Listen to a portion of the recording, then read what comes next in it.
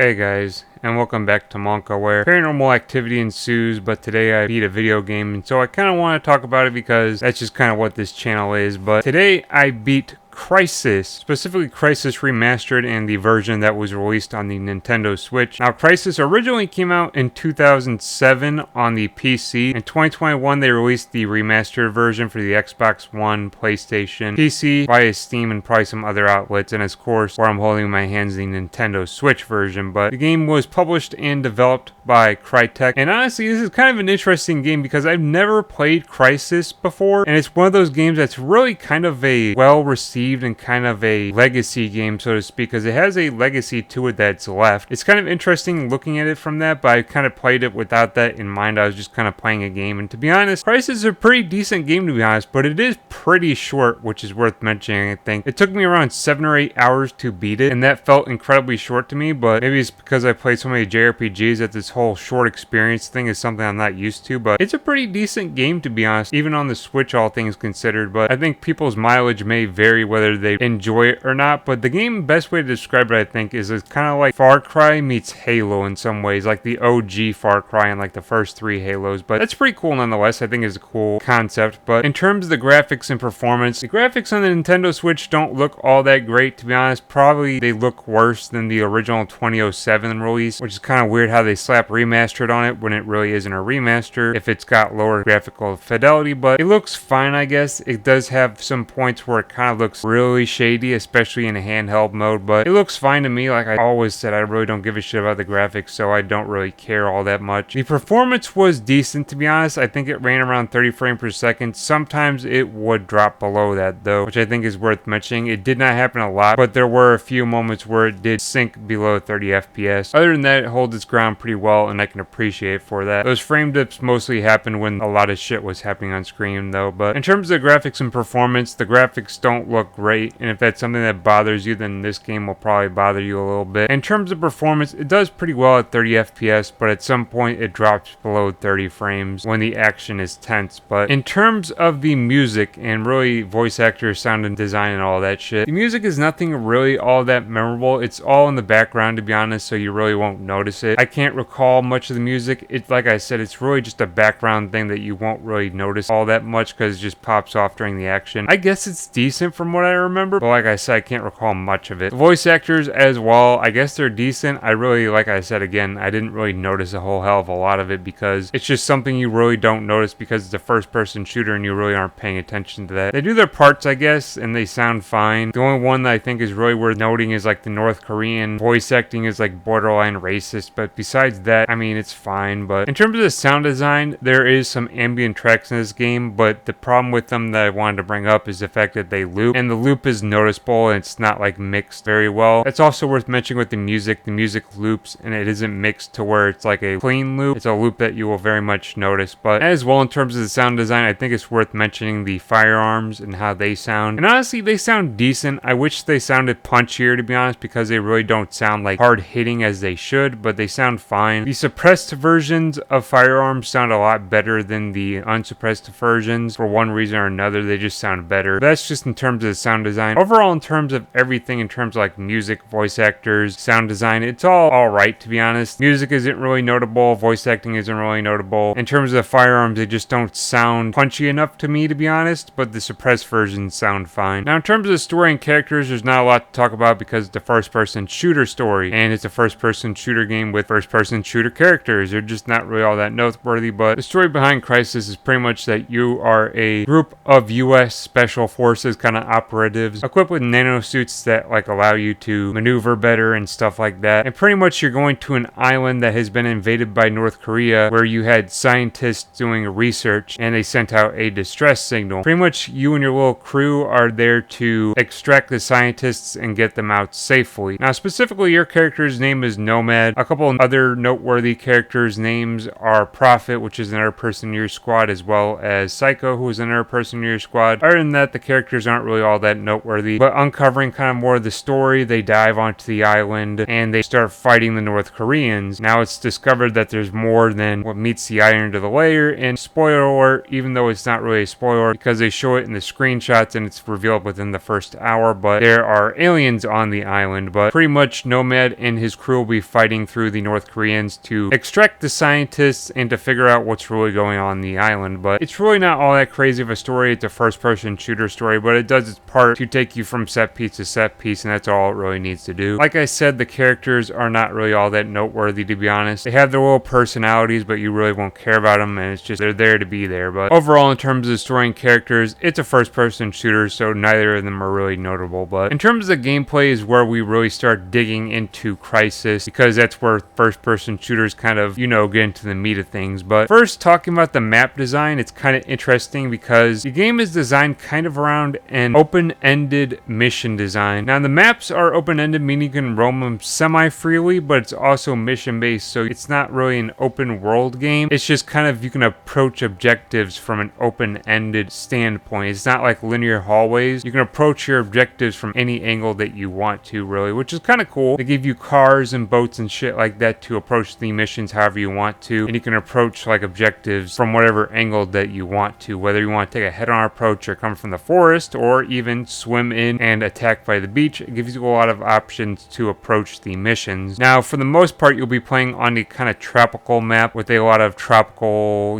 forests and beaches and stuff like that. Like I said, it's a lot reminiscent of the original Far Cry, and that's pretty cool, to be honest. I enjoy that environment enough. As well, it'll take you to kind of like an alien underground area for a little bit, as well as take you to a kind of frozen over hellscape version of the tropical island, which is cool as well. It's a decent setting, but it's nothing really all that crazy, to be honest. But the nano suit is something else worth mentioning because it gives you some cool abilities. With the nano suit, you'll be able to cloak yourself as well as go into an over armor. The over armor kind of lets you take more bullets than you would originally be able to, and the cloak will allow you to hide yourself from enemies so you can kind of sneak around and take situations more tactically. But that's kind of cool. There's also kind of sprinting, which lets you sprint really fast, and you can also jump really high with the suit as well. You can also grab enemies and throw them like rag dolls, which is pretty cool as well with the suit. But I used cloak for the most part of the game. I sometimes used over armor. I wasn't really going around grabbing enemies and throwing them around, but that is a cool feature nonetheless. In terms of the AI in this game is not really all that smart. They will start to lock on and shoot at you, but as soon as you cloak up, they will kind of lose you and won't really be able to figure out where you are. AI is still pretty deadly though, because you don't take a lot of bullets to die. You can get shot up pretty quick and you can go down pretty quick if you get within range of an MG nest and it just mows you down. Or if an AI catches you blindsided and dumps a magazine into you, then you can as well die pretty easily. But the alien AI as well isn't all that smart. Some of them kind of just lunge at you and some of them just kind of shoot from a distance. Really, it's nothing crazy. Like I said, if they catch you off guard though, they can get you pretty easy though. But another cool part of this game really is just everything they do with this kind of cry engine thing that they got going on. So they do cool stuff like bullets flying through the foliage will just tear apart the foliage so you can kind of tell where enemies are, or you can just start shredding enemies up by tearing through the foliage. As well, it introduces this really cool destructible system to the game, to the point where there's like little shanties where you can throw grenades in and it'll just blow the entire little house up, which is really cool. And you can also shoot bullets through houses, which will just start tearing up the sheet metal on the house. As well, you can also shoot up trees. So like I remember one time when I was ducking behind a tree taking cover from bullets, and a machine gun just started laying into the tree and it just tore up the tree and my cover was gone. So that's kind of a cool aspect to it as well. If you're firefighting at a house and the enemy keeps ducking behind cover, you can just start shredding it up with bullets or throw a grenade in and just blow up the entire house. The destructibility is actually pretty cool. Even in 2023, I imagine it was even more impressive in 2007, but that aspect as well is really cool to the game and I enjoyed that as well. Now the gunplay is something that is kind of so-so, to be honest. I think there's good parts to the gunplay and there's also bad parts to the gunplay. Like I said, with the sound design, the guns don't sound very punchy, and that's kind of to the detriment of the game because it makes the guns feel kind of less satisfying than I would have hoped. Now in terms of that, like I said, suppressed weapons sound pretty good and those actually do feel pretty satisfying. Your weapon selection isn't all that crazy throughout the entire game. You get a couple explosives like an RPG and a C4. You get one pistol, and as well you get a sniper rifle, a shotgun, a submachine gun, and two variants of a rifle. One being called the Scar, which is kind of more like a futuristic rifle, and then you get an RK-71, which is like an AK variant. But all these weapons are cool and good. Personally, my favorite weapon throughout the entire game is the Scar. Scar, because it's the one that makes the gunplay feel the best, because 4 shots from the Scar on a North Korean just dropped them, and that felt really satisfying, especially when you're using the suppressed weapon, because you just go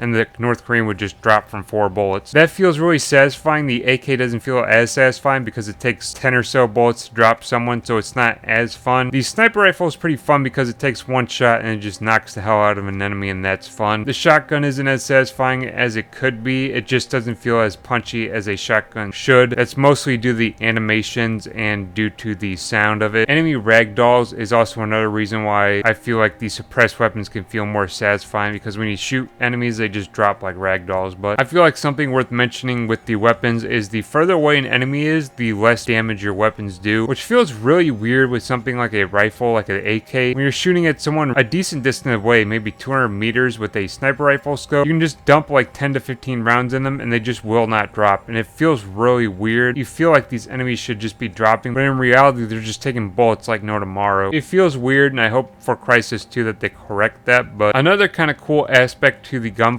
which really wasn't done at the time but has been adapted by a lot of games now, is customizing your weapons on the fly. This is really cool, especially for your rifle variants, because it allows you to adapt your weapon to whatever situation you're in. So if you have, like, say, the AK and you want to slap a suppressor on it, you can swap from unsuppressed to suppressed on the fly. If you want to attach the grenade launcher, you can swap from no attachments to the grenade launcher on the fly. If you want a flashlight, you can swap from a flashlight to a laser pointer to nothing on the fly. If you want to have a red dot sight on your AK, but then enemies are engaging at you from a longer distance, you can equip the rifle scope and start engaging enemies at a further distance. And then when you get into closer combat, you can equip the red dot sight again and start engaging at close quarters again. That's a really cool concept, to be honest, and to be able to adjust your weapons on the fly makes it really versatile and makes it feel like kind of cool, because you can just adapt your weapons to whatever situation you're in. But like I said, the final point that can wrap up about the gameplay is that it just does feel really short, to be honest. 7 to 8 hours. It feels like once I was getting into my stride of actually like getting into the game ended. I felt like I was starting to get comfortable and be like, okay, I'm getting into this, I can feel this, and then the game was like, oh yeah, by the way, we're kind of done. You know, this is just kind of done. You know, you played your part and now